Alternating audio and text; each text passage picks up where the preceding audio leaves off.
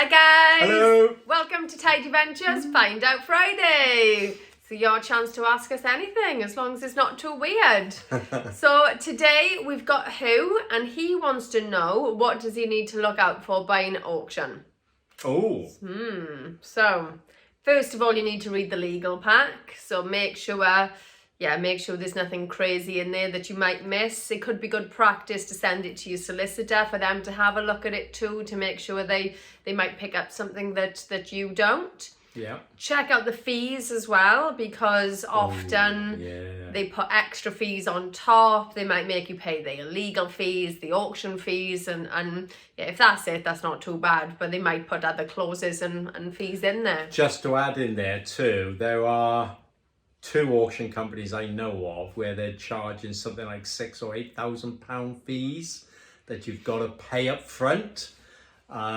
Stay away from them, honestly. They're just, or you need to work out that if you do go for it, that you build into those, into your costs for refurbishing or buying a property, those fees. They're astronomical. So yeah. If the deal works with them fees, amazing, but just make sure you know the fees first so you don't get stung. We've recently bought a property on an online auction and we had to pay £2,000 just to be able to bid. However, if we won, which we did, that £2,000 was deducted off the final fee. So that wasn't on top of, and if you didn't win, it got given back, which I thought was probably a good idea actually, because it sifts out the people who were serious and the people who aren't serious. So we were okay with that because we knew that wasn't extra. And it stops people. Maybe, because if you're selling something, if you're crafty, you can try and you can bid against buyers. You push the price up. So buying on auction with where you have to buy a token and pay £2,000, for example, that gets rid of those people as well. So all good, yeah. Yeah. You could and you could take your solicitor with you if you want to an auction as well. I've done that before. Have you? Yeah. Oh no way! Happy days. Yeah. Obviously make sure you don't overpay. Go in there, don't let your heart run away with tell your story about that auction. Oh yeah, there was quite a large property came up recently actually, and the guide price was 140,000. Big property. I thought, right, it's going to probably go up to 180, 200,000. There was a guy sitting next to me who actually started bidding, and the only other bidder was somebody on the phone. Now, Homes Under the Hammer were actually filming this auction as well, so you can imagine the camera was obviously on this guy next to me. Anyway, the bid was going up and up and up and up, and the whole room was jam-packed with people. It went over 200,000, it went over 250,000, and the guy next to me was getting agitated, he was getting twitchy, he was getting red. I could see his emotions and his, as Lindsay said, he was letting his heart bid. Anyway, it went up and up and up. And guess how much it sold for? £420,000. Everyone, when the hammer came down, just clapped. Now the guy next to me was red in the face with anxiety. He just got up and instead of letting Homes Under the Hammer interview him, he just walked out.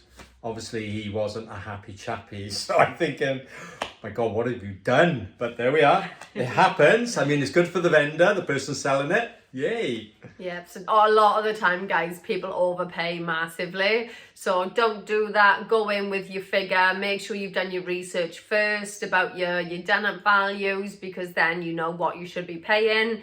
Try not to buy it without seeing it first, because then you never know what you're going to uncover inside. I think that's it. We actually tried to put a pre-auction offer in so that we didn't end up in a bidding war. Sometimes you can do that, make a decent offer beforehand and they might pull it, withdraw it from auction. They actually said to us, sorry, we're not taking pre-offers. And we managed to get it lower than what our pre-offer was. So yeah, we did actually. So win-win for us. Fate. Yeah, definitely. It was meant to be. So I hope that helps, guys. So there's a few little tips for you there if you're planning on buying at auction. So the next one we've got is, do we find it easy to find builders? Everyone's nightmare, isn't it? Everyone's nightmare. Yeah, it's not easy. It really isn't easy to find good builders, and you've got to juggle as well, because there are lots of good builders out there, and there are lots of so-called builders out there. And this is just personal advice now, okay? What I'm finding is that the builders, the cheap builders out there, they can do a job, but they don't do maybe the job as well or to the standard that maybe you and I would expect, okay? So the quality of the workmanship that they do is poor. That reflects then obviously on if you're going to try and rent a property or you're going to try and sell a property. What we're also finding is that the good builders, okay, they're either pre-booked for months and months and months ahead, or, okay, what we're finding in the current market is because demand for builders is so high, they're putting their prices up and they can name their price. So what's also happening is that the refurb costs are rising because the builders and tradesmen are putting their prices up. So then obviously the return on your investment might not be as good. So what do?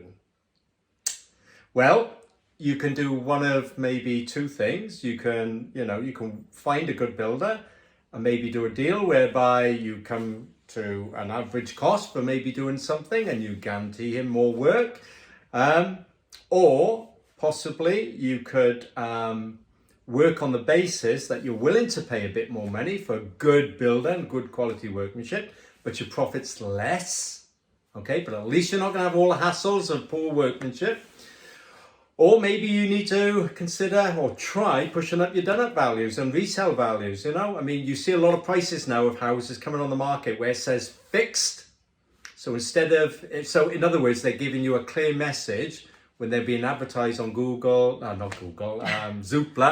and Rightmove, that the price is fixed, it's non-negotiable. You either want the property for that price or don't even go and look at it. If you want it cheaper, it's not going to happen.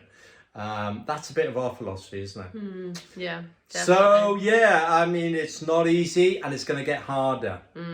Demand pushes prices up, whether it's rental, whether it's for builders or tradesmen. Car sales, if you wanted a certain model of a car and there's not many of them around, you've got to pay more money to get it. So it's like anything in life, unfortunately. Yeah, we find the materials are going up in price as well. Yes, so that's having a bit of a knock-on effect. So you could maybe manage it yourself and get individual trades in. That can be a bit of a ball ache, but that is an option if you are trying to keep your costs down too.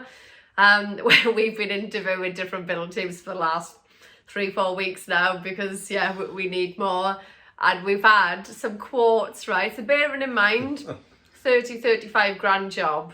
And that's easily what we could have got it done for in the past. The highest quote was £80,000. We only paid 70 grand for the house. Standard little valleys, terraced houses, not quite going to work. But we had quite a few around with that mark. We had a 70 grand quote. We had a 50 grand quote. We've had a 60 grand quote.